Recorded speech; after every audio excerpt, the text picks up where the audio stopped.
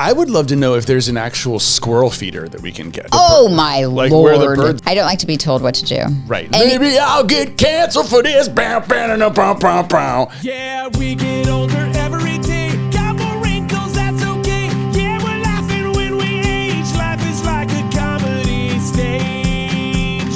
And that's why we got laugh lines. Hi, everybody. I'm Kim Holderness. And I'm Penn Holderness. It's apparently pajama party at Laugh Lines today. Well, I just wanted to be comfortable. No, you look great. And I want the people listening and the people watching to feel it's a come as you are kind of day. You look great in all things. I just didn't get the memo. We are actually wearing the same shirt by accident. We are like those old people that start looking like each other. We're wearing our pickleball y'all merch, but we did not plan this. We've not communicated at all this morning. Isn't that weird as married people who work together, how little we talk about things? Well, we've got our lanes that we've got to stay in, right? Like there's a lot of stuff going on. And so you got something you're doing. I've got something I'm doing. I was working on like rental cars this morning. You were working on this ensemble. So. And then we look at each other for the first time. We've been awake for 3 hours. Oh, we look exactly alike. Anyway. how you doing? It's good to see you. I'm good. Yeah. You know what? There's just a lot going on. No, you know what? I was going to say it's all good. It is not all good. It's medium. It's medium. It's medium. Like we have a funeral to attend, sadly, tomorrow, and we know we're flying out of town for this. And I Don't have a rental car. Don't have a rental car, but I'm already pre-medicating, so I feel better. Pre-medicating. Yeah, okay. I used to be very like so locked in. Only, after the postpartum depression thing, I got off all the meds and I was like, I'll never do that again. And it was on supplements and on whatever. And then finally I said, why am I doing this? I could be so much. And look, everything's fine. Everything is fine. Everything is fine. Anyway, welcome to Laugh Lines. Yeah. You're home. Can I tell you also, people listening and watching, a very funny story? I love this time of year because it stays light so late, so I can go on a 7 o'clock after dinner walk, obviously. But I just get tired, and I love to read. I'm on my reading kick. So sure are. I love to get in bed really early and start my reading. You got into bed, you were also reading, and I was a little annoyed because Penn had left the bathroom light on, and we can't do that. True story. So I was very upset that I left the bathroom light. I was like, fine, I guess I'll do it. And I get up to go turn off the bathroom light. Bathroom light wasn't on. It was the sun. Mm-hmm. The sun was still up. We were in bed so early that the sun was still up. But high five. I love that journey for us. No, so summer, I don't need to be outside or feel any of the evening feels here because it's still really hot. Like I'm all for taking advantage of the air conditioning that we're paying for. Mm-hmm. So I may as well be in here for it. And that's kind of how curmudgeonly I've gotten too. So very cool. Okay. So great story.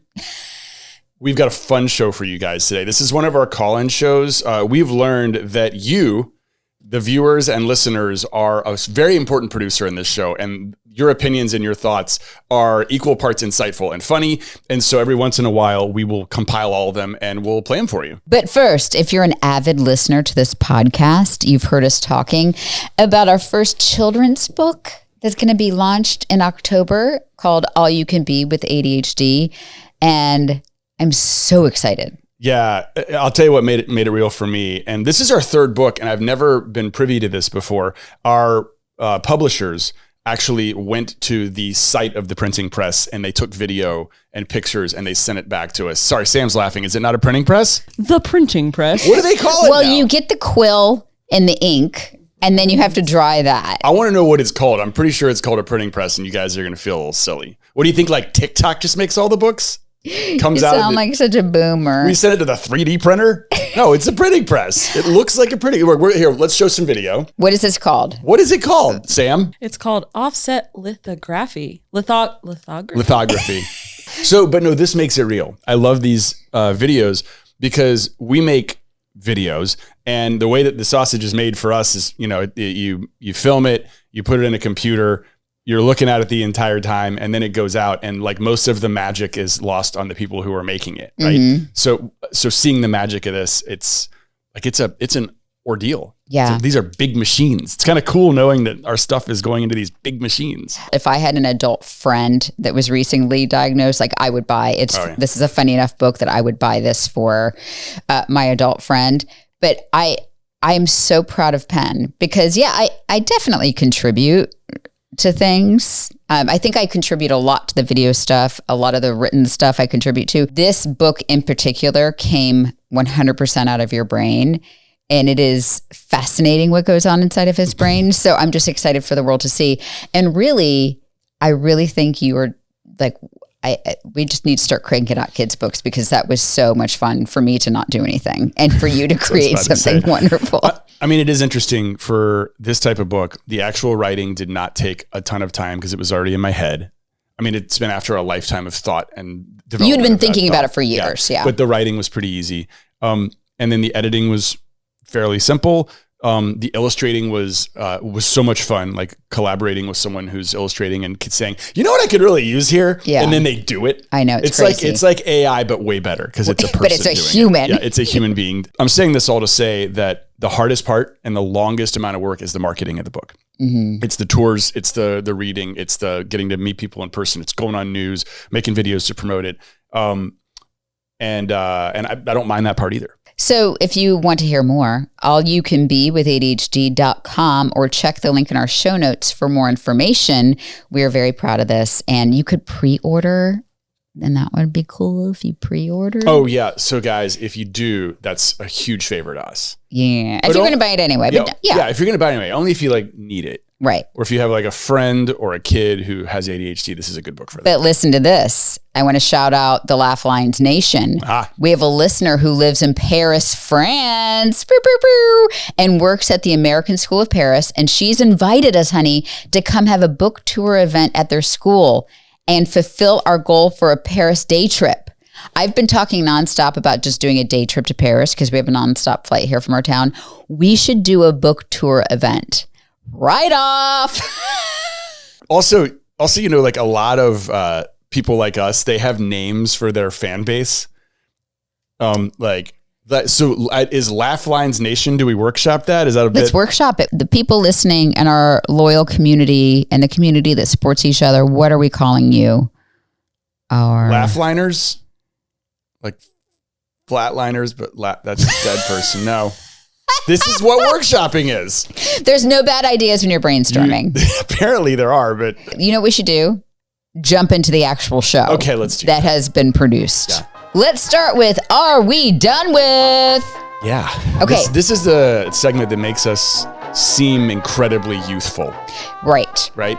And the question was, are we done with concerts? Mm-hmm. I think we've talked about this. I just need a very special concert experience and a little life update. We went to the Weird Al concert in Madison Square Garden and Penn. We had a chance, you guys, to meet Weird Al Yankovic. What was that like for you? Some backstory here. Yeah. He is my idol. That seems kind of obvious, I guess, if you look at what I've done for a living for the last 10 years. But I had all of his records before they were cassettes, before they were CDs. When my dad got a VHS in our house, I used it to record Al TV, which was like his sketch comedy show on MTV. And so he had a profound effect on me, not just with his music, but he had his own kind of brand of sketch comedy that if you look at old Al TV episodes, a lot of it is stuff that people are using on like TikTok trends right now. Mm-hmm. I believe he is more important to humor, satire, and pop culture than anybody could possibly imagine. Second of all, he's a huge, like unapologetic kind of geek. Yes. And I identify with him like that. And so the concert itself was just, we don't care. Everyone was dressed ridiculously. My face hurt from smiling. Yeah. Because everybody there is a huge nerd. Yeah. Like we're all huge nerds. And he's just, I love that somebody that identifies as like a weird nerd continues to have so much success in pop culture. Yeah. I think it's amazing. Not to do too much inside baseball, but they had this like group of people who were friends of Weird Al. Our friend is an actual friend of his. That's how we got to Alex him. Lackamore. And so we're waiting with Alex, and there were two groups in front of us. And the first group was Daniel Radcliffe. Yes. Who was a huge he played Weird Al in the movie, but he brought all of his friends, and they were all like freaked out for the chance to meet him. Yeah. And then the second, I don't know the guy's name, but in Napoleon Dynamite, the guy who plays like Rex Kwon Do, and he's so funny. He and I got to talking, and it was like talking to someone like a teenager who was about to meet Harry Styles. Yeah. He was so pumped about the chance to like say hello to him. Yeah. So what he like all these like real celebrities, the amount of like fanning and standing that's going on with them was actually really cool. I don't think we're done with concerts because if Weird Al continues to tour, which he's touring until September, so if he's coming to your town, you should check it out. I think you should go. Yeah, we did get a chance to meet him. He's super nice. Oh, he's so gracious. 65 and he was doing like leg kicks that were about to hit his face. Like he's unbelievably limber. And he was so polite and so nice to us. And so obviously there's a lot of commotion if you do one of these like meet and greets. He was so gracious. And Penn, my sweet husband, was I could tell he was like a little nervous, but he wanted to like, it was all fun and like we're talking about the concert, we're talking about all this stuff. And it was like very jovial. But Penn really wanted to say his piece before he left. I mean, because we might not talk to him ever again. We might not get the opportunity. And so it was really cute. How you were just like, and you said it like as we were walking out the door. I told him that I am able to do what I do because of him.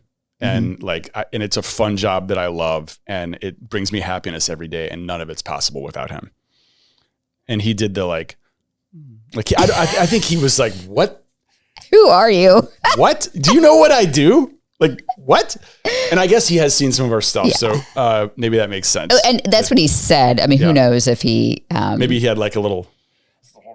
And they do like roller over videos. Yeah. I don't care. Yeah. It's okay. I don't care if he... it does not matter to me. Okay. On the laugh line, we are getting a lot of good Are We Done With suggestions. We got this Are We Done With from Carol. Carol says, I feel like I'm done with roller skating. I'm very active, but afraid if I skate or even ride a bike, I'll fall and break a hip or something. So are we done with like things with wheels? No. But things on our feet with wheels? Yes. I'm done. Hey, Carol, I'm done with roller skating. I'm done with ice skating. I'm done with anything where, listen. That's a blade. That's not a wheel. That's worse.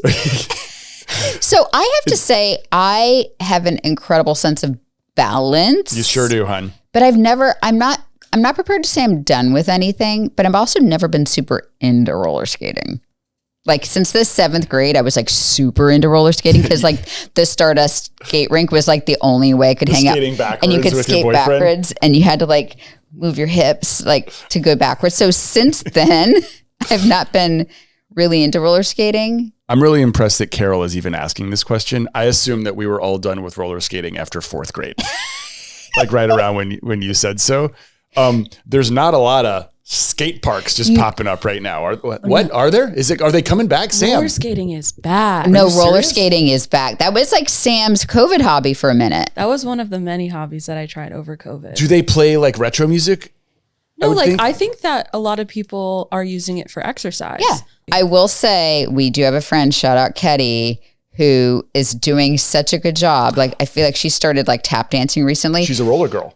She stopped that, but I think like in her 40s, like mid to late 40s, joined like a roller derby. Which used to be like professional wrestling meets racing around a circle in like Dorton Arena, right? Yeah. That's crazy. And so I never got to go see her, but she'd make Facebook posts around it. And I just love that. I think her thing was like, I have all these pads on and then just went out and like killed it. Yeah, I could never. So you let us know in comments. Are you done with things with wheels? I say no. Biking. I am done with anything with wheels on your feet. Wheels attached to my feet. Skateboarding, roller skating. I'm gonna loop in ice skating. It's just doesn't How can match. You be done with skateboarding, Tony Hawk? Oh my God. He gets Tony Hawk most days. Okay, so I do have one comment to add. Okay. My Auntie Susie called me. She's a big fan of the show. Oh, hi, Auntie Susie. And I know that we've already changed the name of this segment, but she had a suggestion. Okay. Been there, done that. I'm fine with been there, done that. I think it's really funny. We, as long as we're cool with just admitting that we are actually done with it. I'm done with nothing. Okay, so that's not going to work. I don't like to be told what to do. Right. Today we're going to take some voicemails on the Laugh Line. Laugh Line. It's the part of the show where everyone will find. Laugh Line. You call us up and you tell us what's on your mind. Let's hear from Elle, who was upset about a compliment. I was at my son's wedding, and one of his friends came over and told me I was a smoke show. I had no idea what it meant. I actually got upset. I thought it was derogatory. I guess he was giving me a compliment. I felt so old at that time. So Elf maybe thought smoke show meant like a chain smoker or something like that. No, that's a compliment. Yeah, smoke show is like, that's a 10. Yeah, I have to say, though, my kids do say things, and I do question if they're making fun of me. Because they'll say things about me or to me, then look at each other and laugh. So I do assume, I get what Elle's saying, because I do assume that my kids are mostly just making fun of me. Yeah, for sure. And so Elle, also, I don't want to burst your bubble here, but I think smoke show is like 4 generations ago of a compliment, right? Like smoke show was used in the like early zeros, maybe even in the 90s. I've used it for a while. What are some of the new terms that people use? Like, what's the new smoke show? Is that like a snack? Snacky? Yeah. And here's the thing. I know we're not supposed to, as women, really compliment. It's not supposed to be. I don't love that we make comments on women's appearance, good or bad. Like, I know we're supposed to be just neutral about it. Really? Like but I just, no occasion? No, I mean, but I do love a compliment. Yeah. Why can't we tell people they're beautiful or pretty? I don't think it's harmful. Men and women. No. I don't think it's necessarily harmful. I think it's harmful if that's the only thing that we're saying to somebody, because especially as a woman, I don't know why genetically we're so sensitive to this. But if all I had was beauty, looks, whatever, then as I age, all of that stuff, I mean, I look in the mirror and I feel very different. I look very different, but I have self-worth on other things, then not everything is tied to how I look. And I'm sorry, Gen Xers, like I love that the generation of women right now has this body neutrality and body positivity, but we did not have that. We had Get in Shape Girl. I'm sorry. Yeah. Do you remember Get in Shape Girl? Yeah, but that's different. That's shaming people into looking a certain way. Like, well, that's saying that to very young girls, yeah, you need to, your value is to look good. So there was no Get in Shape boy. There was no weights and jump ropes. It was only for girls. Mm-hmm. Don't body shame people. Neutrality is a great thing. Maybe I'll get canceled for this. Oh, I love it. Anything. We need that. We need the music for that. Maybe I'll get canceled for this. When somebody starts a sentence with, I don't mean to be racist, well, but then that's going to be racist. Yeah, I know. Like the next thing you say is 100% racist. So when you start a sentence with, I'm probably going to get canceled. Maybe I'll get canceled for this. Then I get a little scared. Okay, what you got? I think we're taking it too far, not being able to tell people that they look beautiful. I think that it makes it easier and less creepy if I'm not just saying that about like young women. And I don't normally, I usually hold my tongue when I see like someone who's attractive, who's young or even like your age, because I'm married to you and I love you. But like if I see a good looking guy, I did this at a birthday last week and I'm like, our bartender is handsome as shit. And I said it out really, really, I think the bartender heard me when I said it. I don't think he minded. And yeah, I appreciate beautiful women and beautiful men. Yeah. So, I mean, again, it's been so programmed in my head. So if somebody says, wow, you look really good, that's still something that I value and I wish I didn't. What I've tried to say to both of my kids is you are exuding confidence right now. You look so happy right now. Your smile is like, I've been trying to. Yeah, but how do I look? I know. I don't think this conversation's over. I think the fact that we just had it, I can't wait to hear what other people say. And I do want to learn the right way to do this. I just want to make sure that there's still space for it. What about confusion the other way? Dan called about confusing Gen Z. Saw your Facebook post about when you figured out you were cringe. I got one for you. I'm a millennial, by the way. I was talking about 9 Inch Nails to a coworker one time. She said something about Trent Reznor or some song, and she's like, wait, what are you talking about? And she asks, are you talking about actual nails, like with the hammer? At that moment, I think I about psychologically passed away. Especially since that's one of the greatest bands ever to come out of our generation. Like it is really sad how our children have not been educated on grunge, on just a lot of things. It's like, I think our kids asked recently, there was somebody they asked if this person was still alive. Like, was it Michael Jackson? Maybe they asked. Maybe. And so I'm like, how do you not know these things? I'll tell you this. We need these victories every once in a while, because most of our lives are spent not understanding what the younger people are doing. And so we can use our age as an advantage because they weren't alive for this. There's no reason they should know what it is. But yeah, I like those moments are precious to me, especially for something like 9 Inch Nails, which, guys, they're still touring, and Trent sounds awesome. Can I say, like, that wasn't your band? I know that wasn't my band. You don't like super over the top. I was into Salt and Pepper. That's fine. We had a really fun episode called Ask a Gen Zer, and we had people write in to tell us when they knew they were cringe. We got this late note from Heather. I have one 13-year-old son. Our house is the house that all the kids are at 24/7. Love it. And I spend a lot on drinks/snacks/food. I would imagine, right? Yeah. All the kids are there.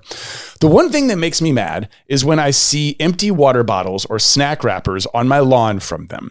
One day I had a weak moment and yelled at them, "If you guys don't stop throwing this stuff all over the place, I'm going to smash you." Dead silence, horrified faces. Not because of her threat, because she learned that smash now means something different than what Gen X used it as. Yes. That is cringe. Okay. So let me translate what smash means now. When a man loves a woman very much. So smash, there was a trend called smash or pass. Yep. Like, who would you want to have intimate relations with versus... I don't know why I knew she was going to say relations there. Yes, I would imagine you have a lot of horrified teenage boys at your place. I'm going to smash you. But also, it's so funny. Like, the cringe part is fine. Also, if some punk kid leaves wrappers and waters on my front lawn, I lose my ish. You're going to smash them? I think I'm at that age now where, like, just when I see that and I think, okay, you guys got our house, got our food, got anything, and then you left this on my front lawn. Yeah.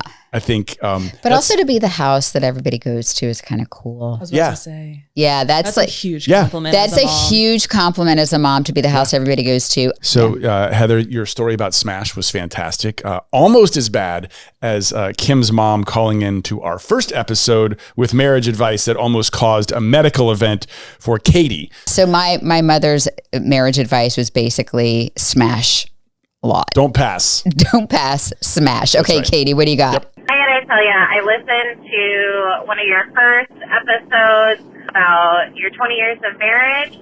And Kim, when your mom came on the line and she gave the sex advice, I was driving and taking a drink at the same time.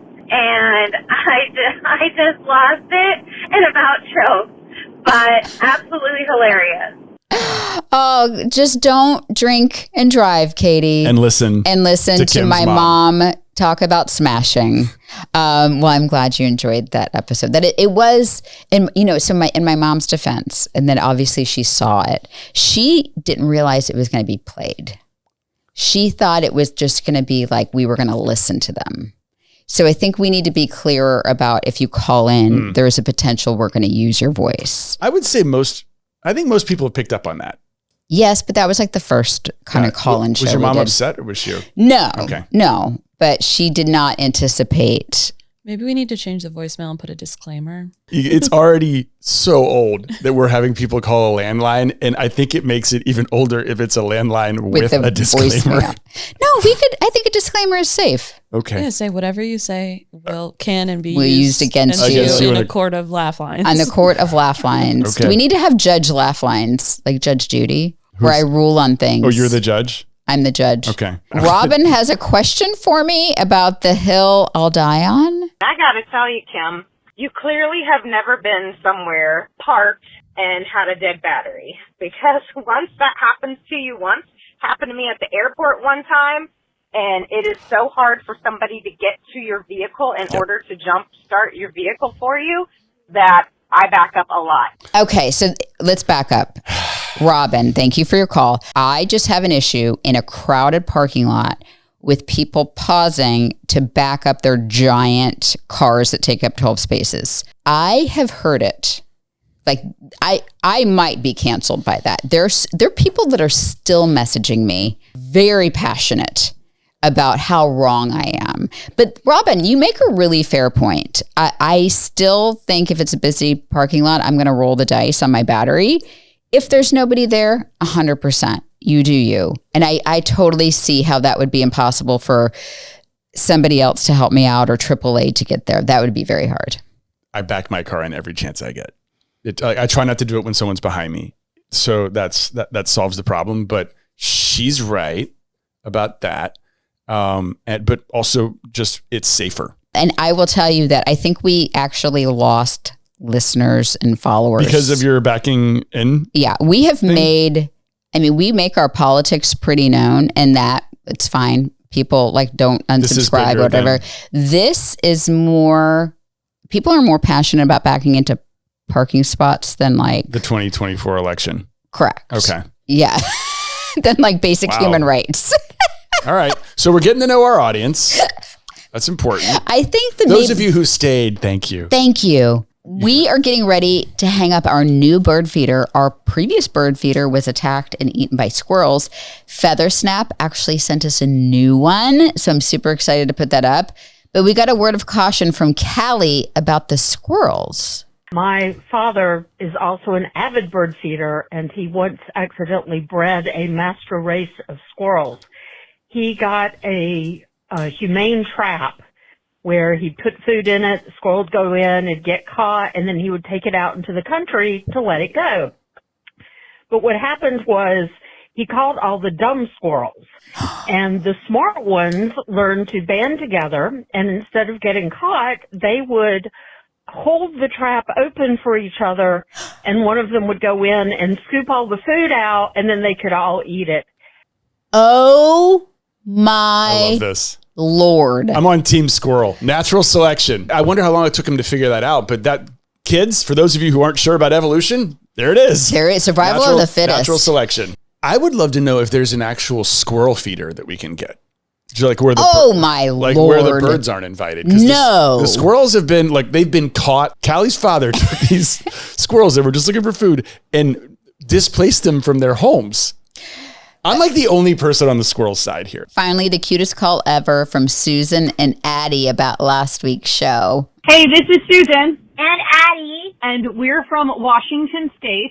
And we wanted to call to tell you we need more PC. We loved your PC podcast and more Gen Z content.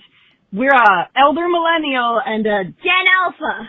And we are really enjoying listening to your podcast. And we needed another 30 minutes of PC. He was great. He got us through the abysmal traffic jam we were sitting in.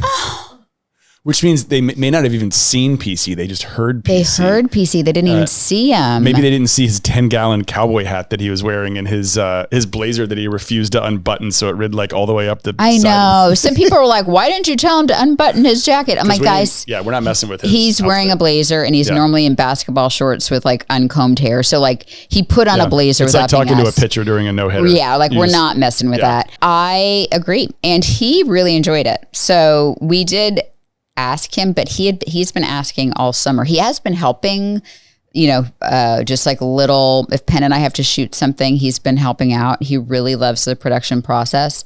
Of our two kids, I could see him trying to do something like this. He's got a level of comfort talking on camera that he doesn't necessarily have off camera. It's wild. It like slows him down and evens him out. And I was sitting there watching him. Sometimes like me, when I was his age, he gets so excited. I won't be able to understand him. And the lights came on and it was like somebody had trained him to do this. It was freaky. Amber and I have both handed him our resumes, letting him know that if he'd like to keep the same team, yes, we're available. When you guys age out. I will say, I think Penn and I talk about this often because I think we will always want to do something. And we've joked that we're going to have this podcast that's not even going to be plugged in. We're going to be in the old folks home and like we're just going to be talking to nobody. So I always want to be doing something, but I could see it becomes sort of like a multi-generational thing. Like PC's posting stuff. We're posting empty nester stuff. He's doing stuff. Lola, meanwhile, is like running a law firm trying to represent. She just wants nothing to do with this, I think. Or she could go, I think she's fascinated by entertainment law. Yeah. So maybe she becomes our agent. Yeah. Yeah. When we get canceled for talking about backing cars into parking lots. Addie, call in and give us some Gen Alpha sayings. Tell us some topics that we should be talking about. Okay? Addie, in honor of you, we're going to end the show with one of our favorite segment, What the Gen Zers Are Saying. And in this case, we're going to do What the Gen Zers Are Doing. There's apparently something called the Gen Z stare. Yeah, I've been seeing this, people talking about this on TikTok. So just basic definition, it's a blank deadpan stare that Zoomers sometimes give. I don't know if I love Zoomers for Gen Z because it's a play on boomers. But they did spend a lot of time on Zoom during the pandemics, but it still feels a little condescending. Anyway, are you trying to do the Gen Z stare right now? I think you still have too much emotion in your face. Really? Okay, hang on. I don't know how to be emotionless if I stare. Okay. Have you seen this stare from our children? It's hard to tell if it's the Gen Z stare or if they're just really tired. Okay. So it's not something I've noticed, but I have seen examples of this on TikTok where I get all my news. And the internet is divided. I mean, Gen Z saying that sometimes they're just processing or that silence is sometimes an acceptable response, or they don't really care. The older generations, the olds are saying it's rude and that they've lost this sort of soft skill development during COVID. I will say this is a hot topic in our house because COVID was good for nobody. But I think where it hit our kids in particular, there were some of those like social skills that they just didn't get a chance to practice. So what we say over and over again in our house that I think Oprah first said is you are responsible for the energy you bring into the room. I do think silence sometimes is an okay response. I think if somebody says something incredibly rude, you don't owe them a response. But there are moments where it seems like sometimes kids aren't really even trying to participate in the conversation. So what we felt like we have needed to add because they didn't get that opportunity is here's how you have a conversation. Mm-hmm. So I ask you something, then you ask me something. I say something, you continue on that instead of changing the subject to something you want to talk about. So I don't know. I think there are just some skills that it is not their fault, but I think there are some skills that Gen Z is lacking socially. Okay, I'm going to yes and here, and I might get canceled for this, so maybe I'll get canceled for this. Can we not blame everything on COVID? COVID caused us to be stuck in our homes, right? That part definitely sucked when it came to some social development, when it came to kids. The fact that the only way you could learn school was on a computer, I could see how that leads to some sort of addiction on screens and like lack of attention. But during COVID, the world was around you still. You could walk outside. You could go on walks. You could have one-on-one conversations with the people who are in your house. No, you're right. You're right. I think that as a mom, I don't want it to be my fault that my kids can't actually carry on a conversation. I want it to be somebody else's fault and somebody else's COVID. So, and I will say my kids are you heard PC did this whole podcast, so it's not like he's bad at it. But I will say, because of his ADHD, and because I think that when COVID hit for him, there was some back and forth that I think we need to work on. And maybe it's not COVID. Maybe it's just life skills. But we're parenting, and COVID was 4 years ago, right? And like we've had plenty of time to say, eyes up, answer this question. Yeah, that is we teach a presentation skills class. Just there, my son's school has this like cute leadership academy, and they have us come in for a half hour. And there are some basic things like when you're talking to your teacher or a potential boss or your parents, make eye contact. Yeah. Like when you walk into a room, don't have your head down on a phone. Like there's some basic social stuff that these kids heard for the first time. Yeah. And he's working on it. So I guess what I'm saying is like, instead of blaming COVID, blame me. Like, am I doing a good enough job like showing my kid how to communicate with people? You and I don't do a great job because we run a business from our phone. And I think a lot of people do. I think a lot of people are self-employed or they're working from their phone and working from home. I don't do a great job of, I will get a ding, there'll be an alert. I have to give feedback on something and I will be in conversation with him and then stop and do that, which is not good. I will say, I think we give a lot of grace to our kids and Gen Z. I think they're great, but yeah, it sounds like we're complaining a bit. And every generation, there's something to complain about. Yep. Gen X, I think we were the first ones to have screens, Ataris and such. Yeah, and like Atari was great. Atari, like I had a lot of fun with. When the Nintendo Entertainment System came out, okay, full on addiction. Really? To that game system. Yes. It was like just a little bit brighter and a little bit more. There were games that took time and thought, like adventure games like Zelda. And then like Mario Brothers was an example of like a fast twitch board like game that also had like strategy and a story with it. And like forget about it. I would black out and not know how long I was playing. It's so interesting. I want somebody to study our generation because obviously tons of boomer presidents. And then we have currently like JD Vance, I think is a millennial in office. I don't think we've had a Gen Xer in the executive office. I think we have some Gen Xers in the Senate. We definitely have some, Jeff Bezos and like we have some Gen Xers that are industry leaders, but by and large, I think Gen X at our core, we just really want to be home playing Atari. Really. And we're like, what, y'all figure it out. I think we've been blamed for a lot of just like being so passive, but I think at our core, we just really want to drink our Orange Julius and play Super Mario. I think it's almost like the inevitability of an older generation to look at a younger generation and feel hopeless because it doesn't seem like they're doing stuff like you wanted them to. Yeah. And the bottom line is they're not going to do stuff different. They'll probably end up doing it better. Okay. I feel like we should wrap up. We have been chitty chatty. Yeah. That's what it's a podcast. Were you hoping just to sit here and not say anything? Are you so proud I didn't cry? I really was feeling my feels this morning. Yeah. So, well, this is a tough season in your life and you're managing it about as well as I finally asked Penn, I'm like, how are you doing? Because I've been just like trauma dumping. And, not great. And he's not doing great. I had a panic attack this week. Yeah. So it turns out tried to keep it on the DL. But for some reason, I'm like, no, I'm the mother. It hits me more. No, No, we all got plenty of stuff going on. That's why I love this hour that I get to spend with you and Sam.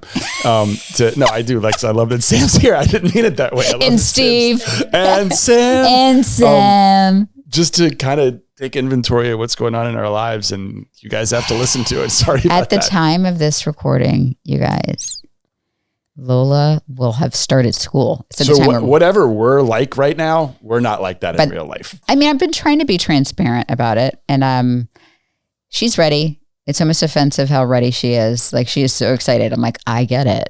You're ready. But it irritates you how ready she is. And she is so excited to leave. But there is a little thing that I am worried about, which is like, we have a lot of crap to drive 8 hours. Oh no, that's my job. I know, but the Tetris that is going to be required, we're having to rent a bigger car. It's not going to fit in the car. This stuff is not going to fit in the car. I went down to look at it. First of all, it's all in boxes. I know. We'll take them out of the boxes. Okay. but they're still, the boxes are mostly full of things. We need a trailer. No, honey, we're not going to do it. We're going to find out if we need a trailer. Stay tuned to Laugh Lines. You guys, you and Lola have done a wonderful job, and I have not done much of this getting the stuff. As the person who's transporting the stuff, I'm telling you, we don't have enough room for the stuff. I think there's a solution. Okay. And I'm like, if there's going to be room in a car, I'm going to find it, Sam. Like, I'm actually very good at the Tetris. Yeah. If you guys are still listening, thank you. Leave us a comment. Screenshot, send it to us. I love some DMs on the old Instagram. Okay. Laugh Lines is written and produced by Kim Holderness, Penn Holderness, and Anne-Marie. Should I do it in a different voice? We should do this differently every time. How should I read the credits? Should I read it as what kind of accent? I think if we're going to get canceled, it's going to be. I might get canceled for this, but I'm going to read this in a haughty British accent. Oh, no, you can't. Yeah, you can't cancel the British. Or like the British can't cancel Love Lines us. is written and produced by Penn Holderness, Kim Holderness, and Anne-Marie Tapke, with original music by Penn Holderness. It is filmed, edited, and live produced by Samantha Allen and hosted by Acast. As always, we love to hear from you. I'm getting more into like super haughty. As always, we love to hear from you. Please write to us at podcast@theholdernessfamily.com or leave a voicemail at 323-364-3929, and we will talk to you soon on the Laugh Lines. Well done. I cannot do an accent because everything sounds Jamaican and therefore is like racial. It's like, try it really quick. No, I can't. Laugh Lines is written and produced by Kim Holderness. Everything comes out like I'm trying to do an Irish accent and I sound.